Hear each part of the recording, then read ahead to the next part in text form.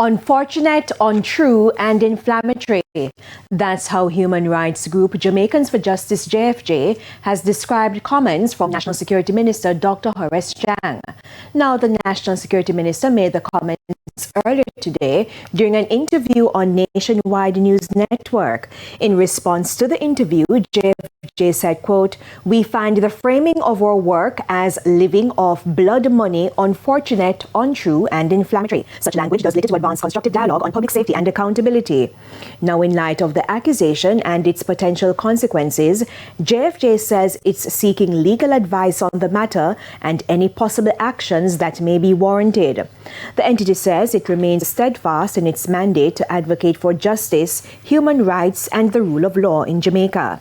There have been 42 fatal shootings by the security forces from January 1 to February 23 this year.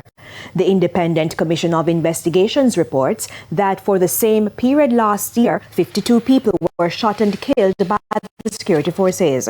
Since the start of the year, murders in Jamaica have declined following a roughly 40% reduction in 2025.